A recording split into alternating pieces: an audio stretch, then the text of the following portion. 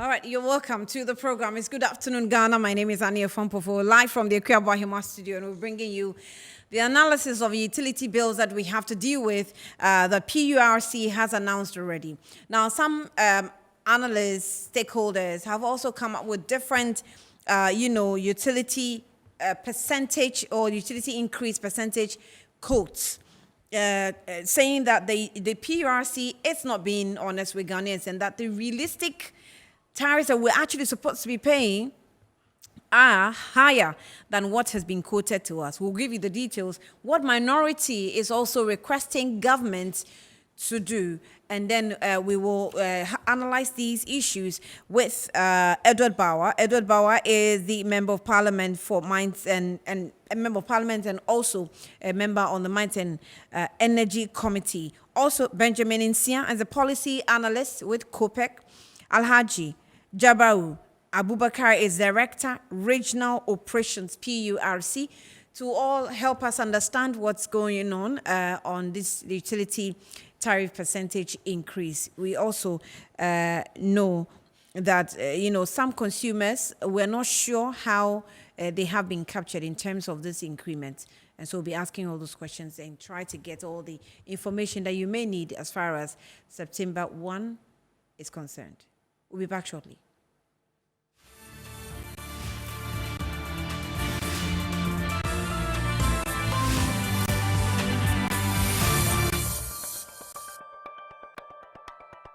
All right, apologies. So it has to do with the tariffs that we are faced with, water tariffs, electricity tariffs, and we're told that even though we have been given percentages, some are doing analysis telling us that what the PRC has quoted to us are actually below what we are actually going to be paying realistically. So let's be asking questions on these issues. Let's see what Ghana is faced with. I'm currently joined via Zoom by Alhaji Jabaru Abubakar, Director of Regional Operations, PURC. Alhaji, thank you for your time. Good afternoon. Welcome to Good Afternoon, Ghana.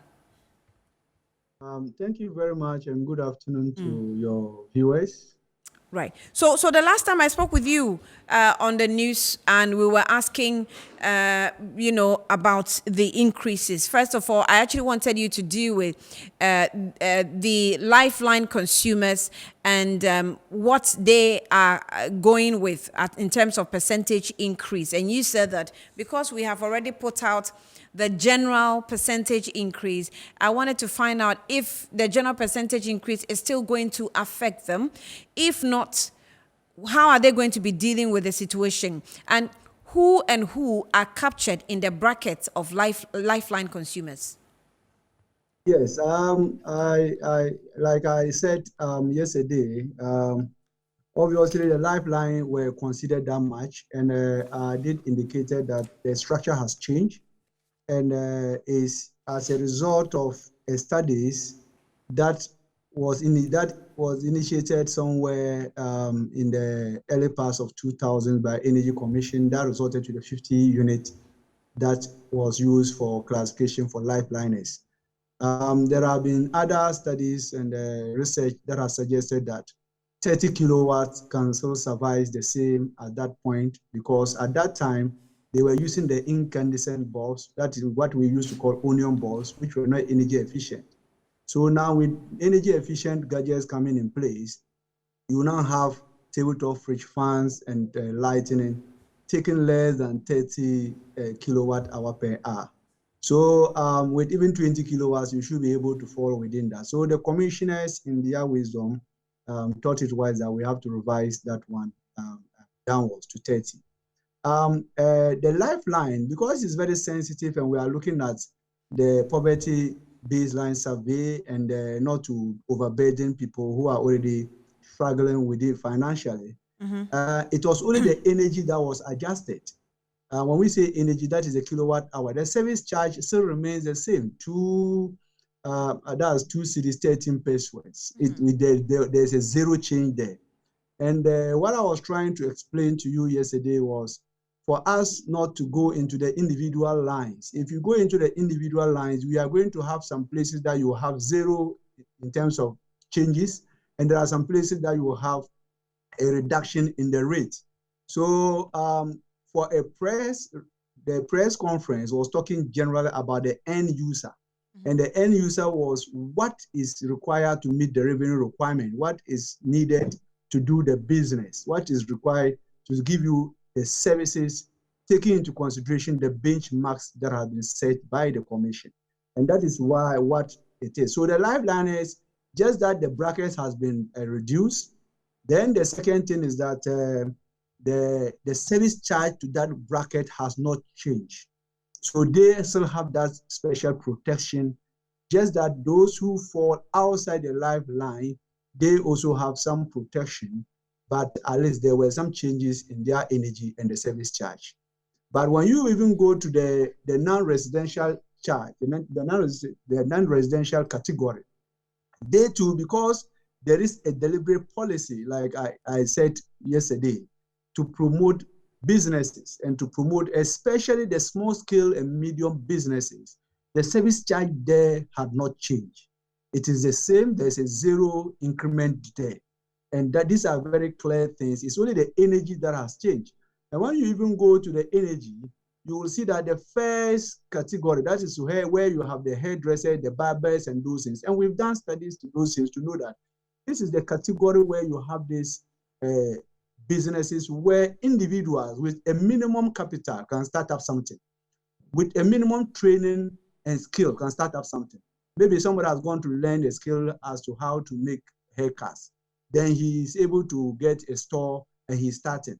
At least we want to encourage people to start having skills because of the unemployment rate that we are faced with as a country. People who want to start doing some, maybe beverage store, he has some provisions that he's selling, he wants to add some little drinks and all those things. At least electricity should be a bit affordable for the person to be able to transact and make a return, a little return to maintain him and at least further expand a bit. That is the rationale and thinking behind this tariff decision. I remember I have stated on other different platforms that the African continental free trade is there. And as a country, we should be mindful of the fact that we are going to be having competition with other countries. So what will you do to attract investors into your country? What will you do to attract investment into your country? Ghana has an advantage in terms of political stability and certainty in terms of governance. But when it comes to the cost of doing business, the energy cost is one of the highest things that AGR has raised several. And that is what the Commission tries to see gradually reversing and all those things. So looking at this tariff, after the science, we have two parts of tariffing. We have the science, that is arriving at the numbers.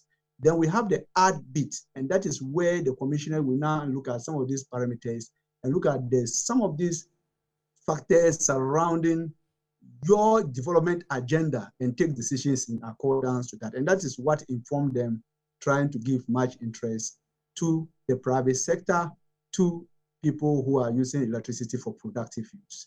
So we are encouraging people to use electricity now to do businesses, to find their livelihood. And people who currently do not even have jobs, at least when they start something, they might not be struggling because it's electricity. That is what the Commission has done. And if you go through the comparison that was given at the presser, you will realize that there is some portions that you will see minimal decrease, and not only electricity. If you go to water, you see that there are some portions that we had AGI making proposals in terms of water, that we have reductions, the drastic reductions. And the drastic reductions, especially those who use the bottling companies, for instance, what they were paying, now they are going to pay far less than what they were paying to Ghana Water. The whole ocean vessels and all those things. So when we are doing this tariffing, we can't go into the details unless somebody wants us to do practical and technical discussions around the table, and whatever explanations the individual wants, be it from the race to how much it will bill, we are prepared to do that. And it's not that there is a guesswork. There are scientific bases behind which this decision was taken. People have raised questions. Right. So Why yes. should ECG want 148% plus or 140% plus, and we are ending up having this?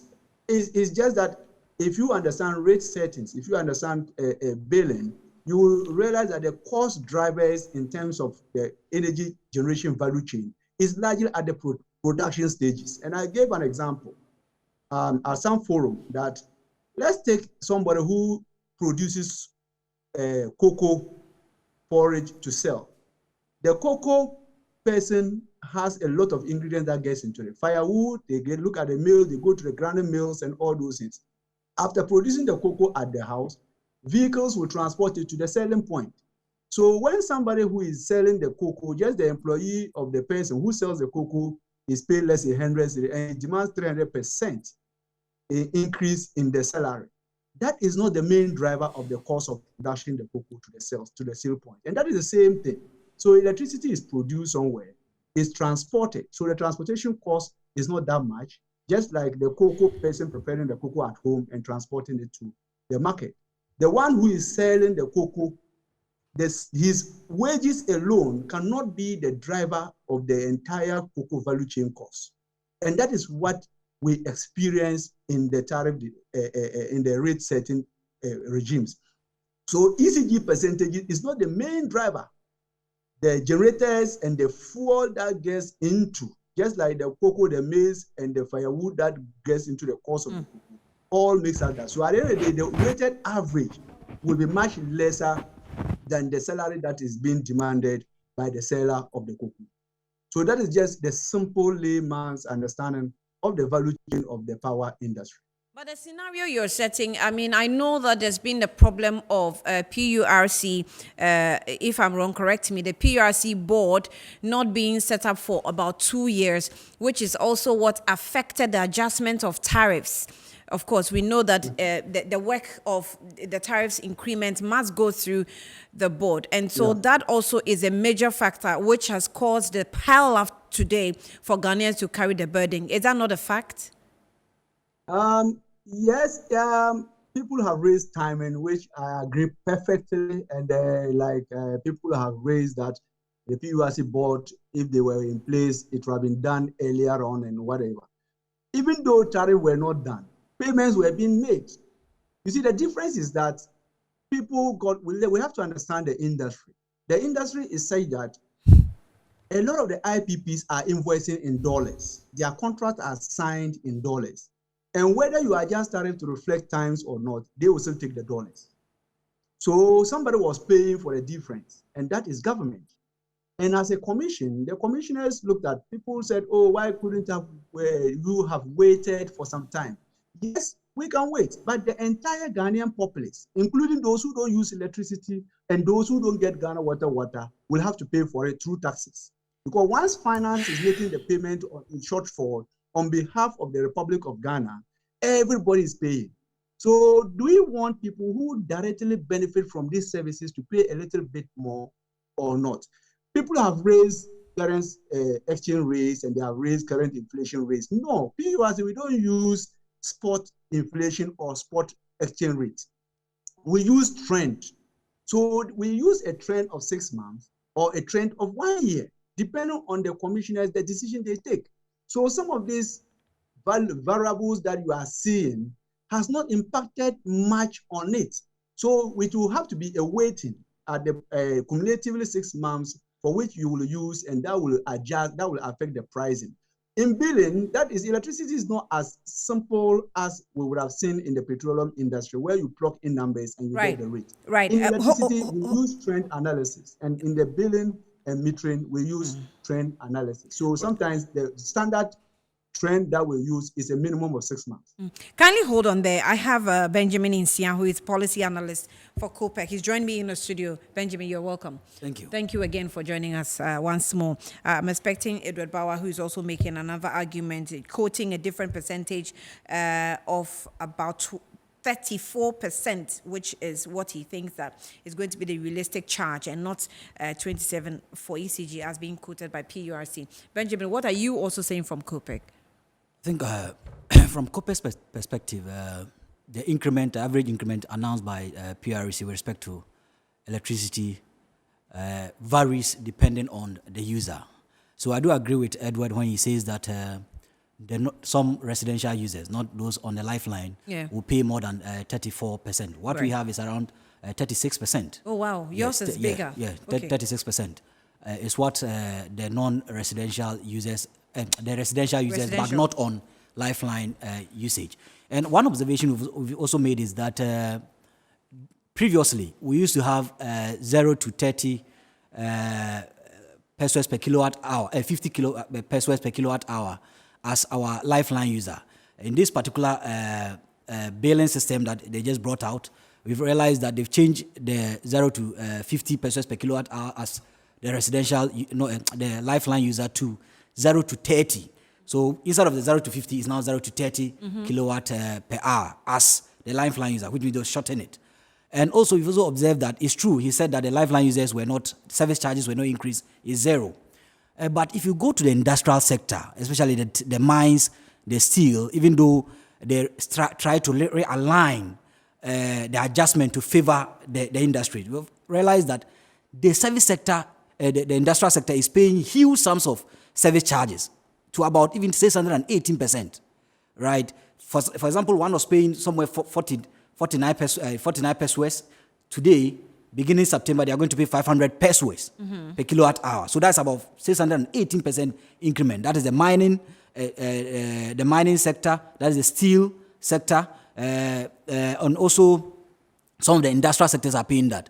The fortunate thing for us, as he mentioned, is the SME sector and the enterprise sector. I think even when you look at it carefully, the enterprise sector is paying negative. Some are even paying negative percentage because it means that they are not even going to be charged or their charges have been reduced. The SME sector observed quite a lower, about 5% increment, which is quite lower, right? But if you take the service charge of the industries, be it the mining, the steel industry, and then you also come to the households level of charging 36%, and then Lifeline are also paying about 28%, I think it is quite something that will affect this particular economy daily, because I heard him say that we are in a critical time that these electricity companies need kind of revenue to sustain themselves, which I entirely agree with them. However, at this critical point in time, this shouldn't be imposed on households and firms, because households and firms are facing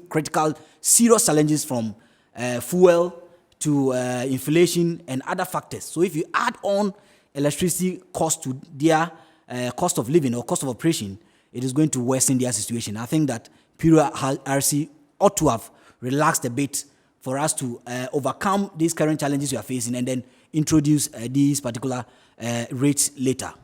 Is it not, another measure to help us come out of these challenges? Government obviously is so much pressed.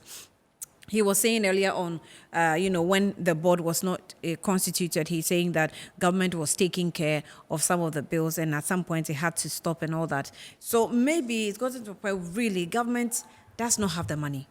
I think that sometimes we need to stop making some of these arguments that government it will stop taking taxes from us because we are paying realistic tariffs. It's not going to happen. And I'm saying so because in 2015, government introduced Energy Sector Levy Act, right? 899. Yeah.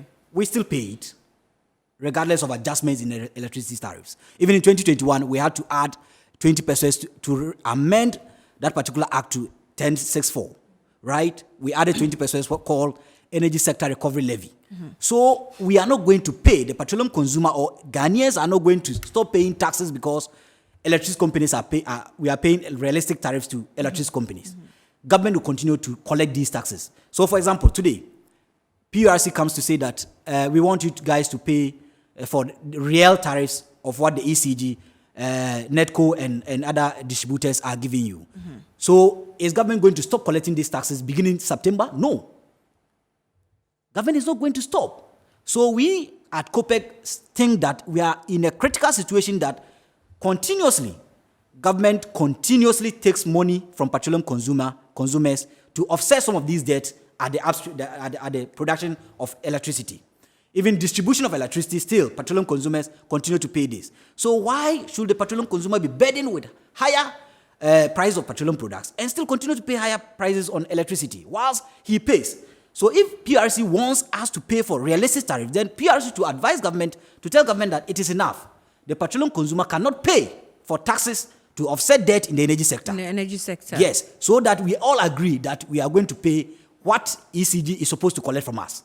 But government comes to us to take the money, and the ECG again comes to us and tells us that, oh, we want you to pay realistic so that in future government will not bring the taxes. Whilst the person who said that, knows that government is not going to take these taxes off the build-up. So I think we are in a critical situation currently.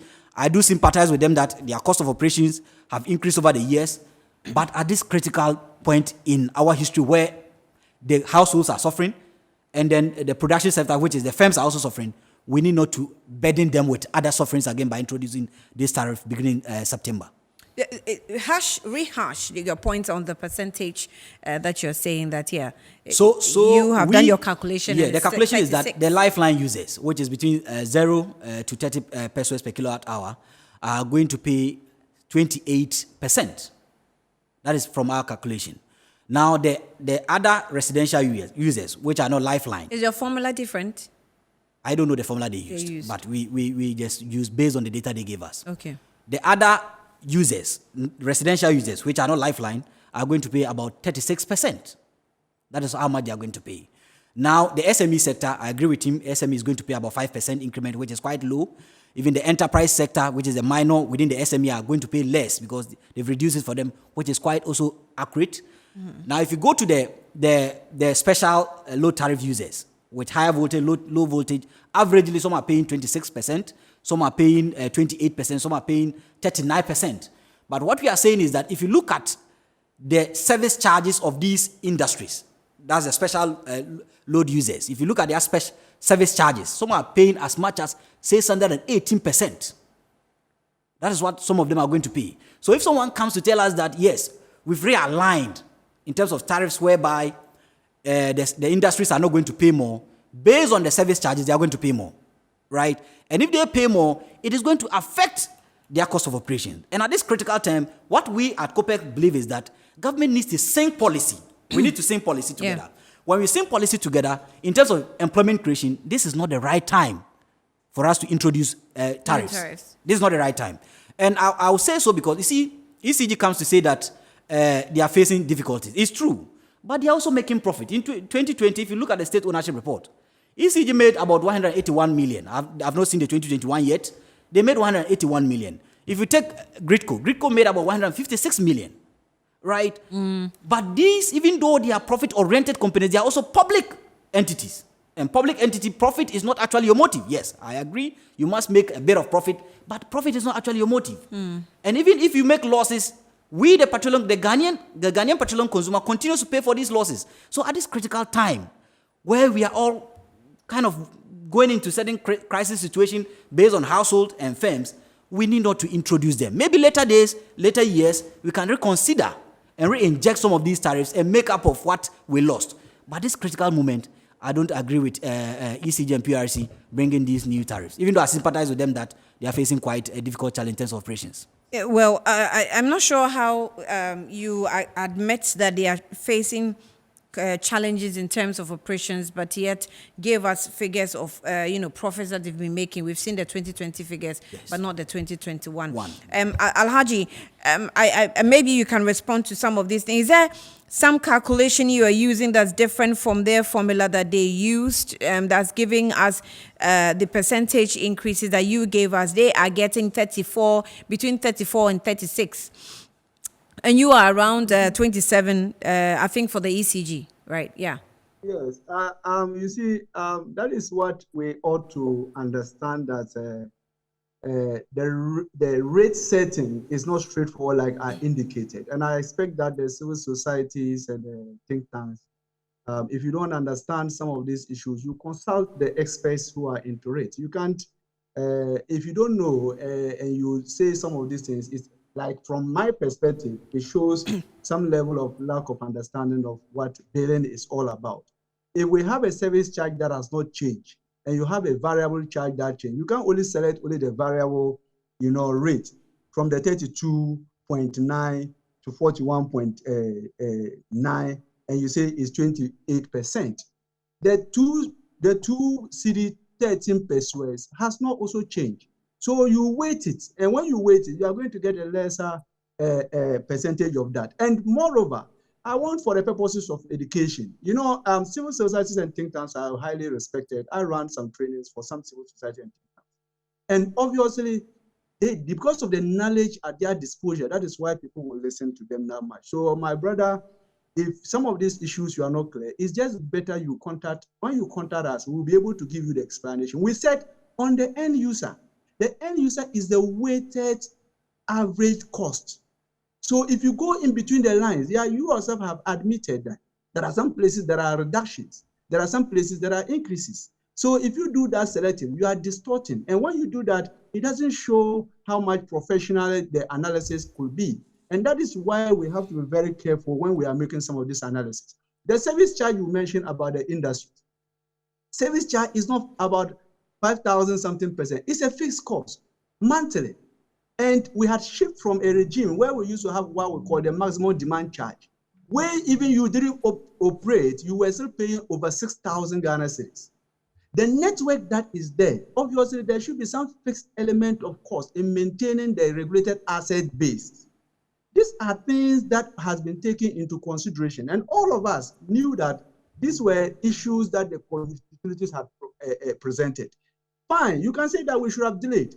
We should have delayed, and when we delayed and there is doomsday and there is outages, the industries are going to suffer. We have done extensive engagement with AGI, and they are aware of the nature of the business, the thing that is there. I think I'm so happy that my sister, you did indicated to the fact that a government might be tired of paying for subsidies, and he's mentioning about taxes and all those things. I don't want to get into some of these issues, but for purposes of education, we will always have to, as regulators, look at the current trend and see what best we can do.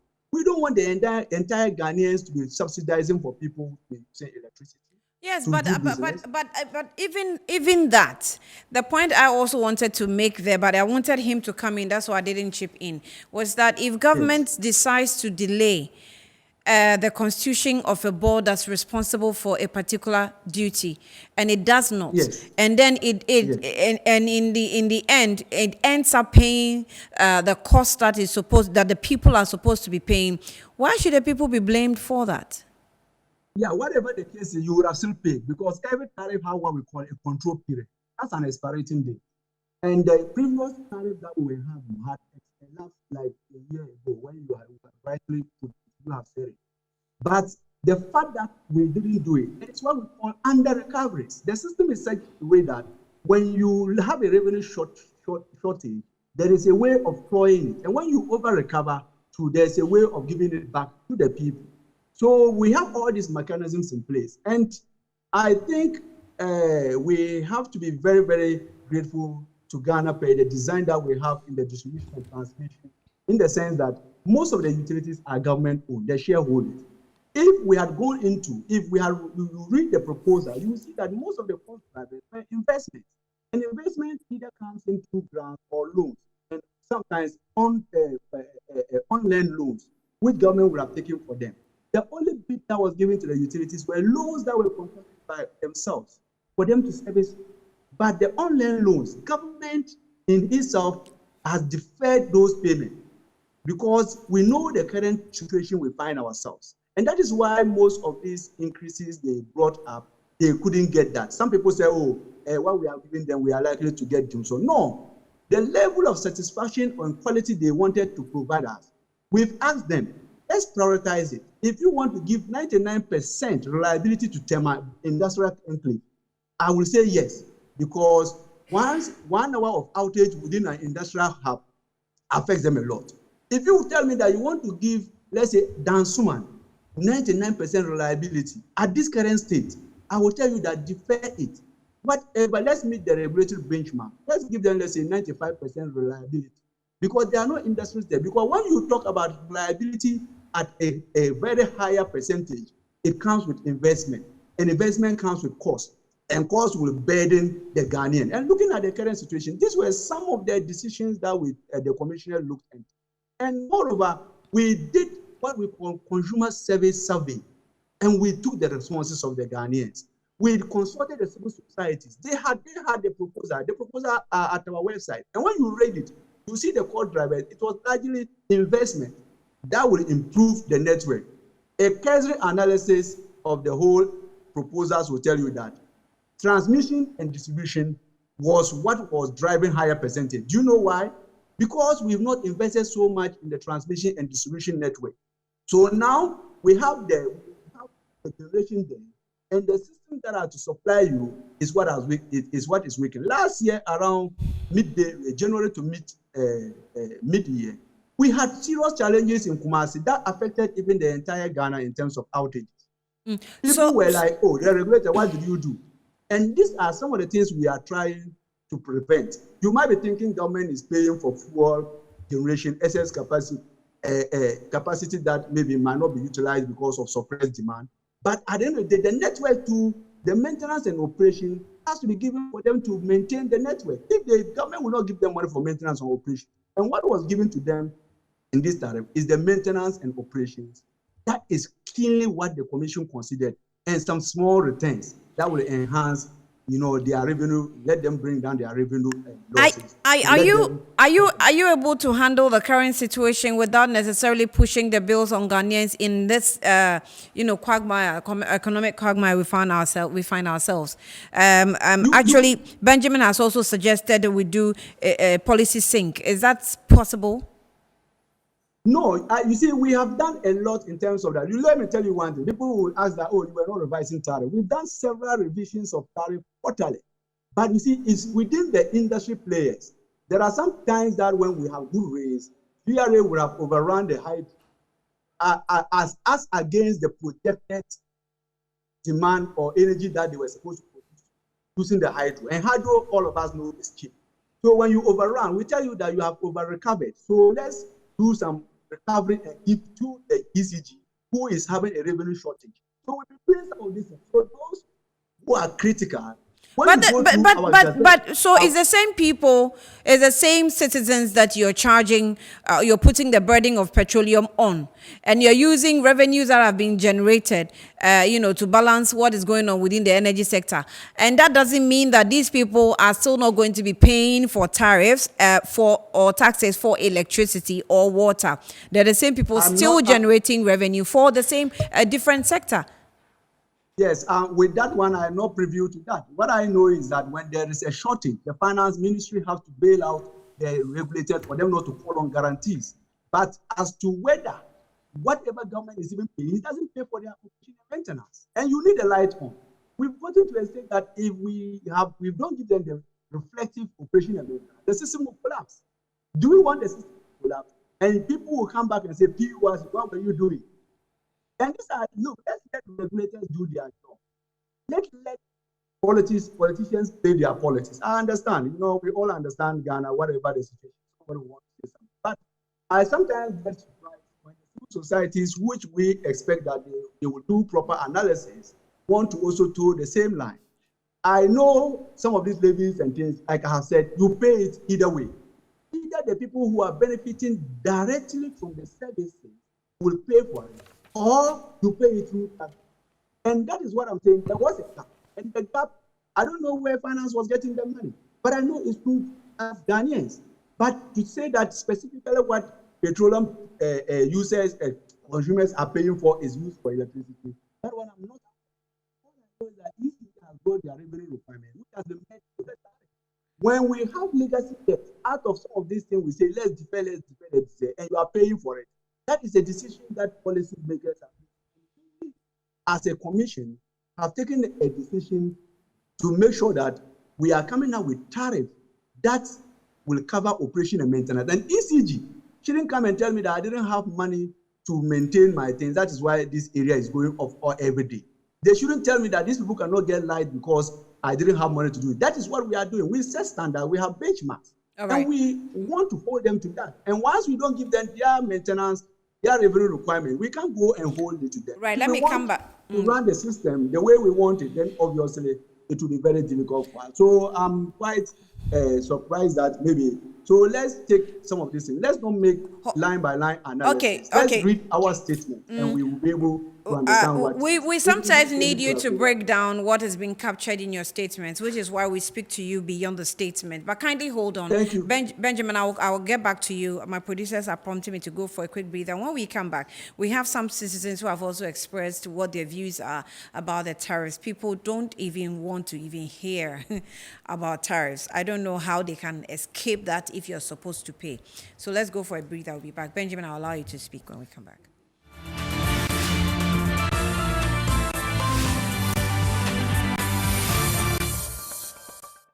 Welcome back to Good Afternoon Ghana. We're discussing the issue of the utility tariffs, and via Zoom is Alhaji Jabaru Abubakar, who is the Director of Regional Operations, PURC. I have Benjamin Insia, Policy Analyst with COPEC with me. Benjamin, what are the responses? He says that some of your analysis, it looks as though as think tank, you don't come across like you understand the issues. I think Alhaji took issues personal, and I will not go personal. I was thinking that in telling us that we never understood what he meant by weighted average, he was going to tell us how much the lifeline user, how the percentage they are going to pay, how much the residential non-lifeline are going to pay, the percentage they are going to pay. And then he goes further to tell us how much has the change been from a service charge of maybe 49 pesos to 500, which is fixed. I do agree with me, it's fixed. How much is the percentage change of it? And if he agrees, maybe what he meant is that the 27.5, which is weighted, is going to be billed across all end users. I hope you get it. I will not argue with him, but this is what we have found, that the 27.5, which is a weighted average, is not specific to each end user. Yeah. Right? Yeah. Each end user has a rate they are going to pay. Yeah. And that's why I mentioned to him that some are even going to pay negative, which he agrees with me. But where I said there's going to be an increment, he disagrees. I don't know why he disagrees, because he came personal thinking that civil society, myself, because if my the company, 27% does not apply to every end user, it is likely that some end users are going to have negative yes, and others are going to pay higher. So I don't know why he disagrees with me, but that is the sometimes the ethics of this job. People think most government institutions are apprehensive whenever you come at them. Now let's look at the causes of some of these increments they are requesting for. It is not my fault. Neither is it your fault that the cedi is depreciating. Is it your fault? So if the cedi is depreciating, I didn't know how to respond to yes. that. So if the cedi is depreciating, making it an add-on cost to the generation of power or the distribution of power, why should the electricity consumer pay for it? He said it doesn't affect them. Right? They don't use, spot inflation. Whether not spot, whether trend, whatever means, right? As electricity consumer, my thought or understanding of issues is that the government of Ghana, be it the Bank of Ghana with the central bank and the Minister of Finance, put certain measures in place to make sure that the cedi appreciates against the dollar, so that I'll benefit. Now they sit operationally. The cedi depreciates. And me being the consumer of electricity, because someone has not done or performed his functions well, I'll be the payee of this particular depreciation of the cedi. It is not fair. That's not fair tariff increment. Now, two, they keep on mentioning that cost of operations are increasing. I do agree with them. But you see, in 2020, prices of the product they use in generation power, which is basically natural gas, these prices dropped, right? Dropped. Did the petroleum, did the electricity user tell them to decrease prices? Did we tell them to decrease prices? So I think that the whole model in terms of billing must change to be reflective of the current trend, whether they are going to use spot or trend, to be reflective, so that if I sit here and realize that your input in generation has decreased on the international platform, the cedi has appreciated against the dollar, I can also tell you, decrease the price of your electricity. This is the case. We are not asking you to decrease the price of electricity, but we are telling you that the way things are done currently, businesses are crying because of depreciation of the currency. Businesses are crying because of inflation. And it is not their fault. It's the fault of government, and PRC works for government. We are telling them, delay this payment so that businesses can recover.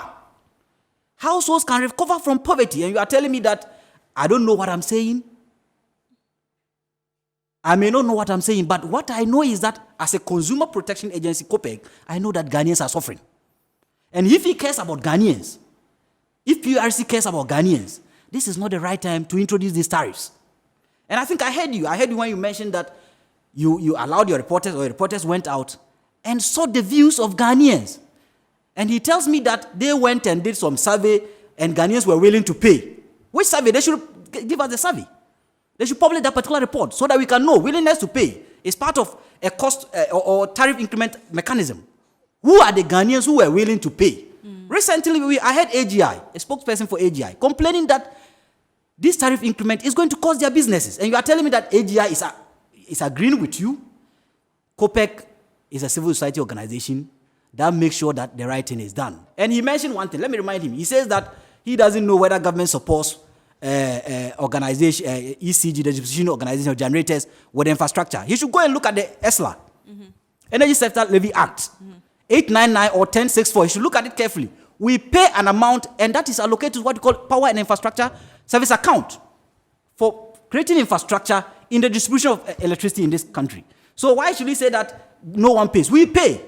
We pay for generation, the petroleum consumer pays for generation, and the petroleum consumer pays for distribution of electricity through infrastructure provision. And it's in the Act.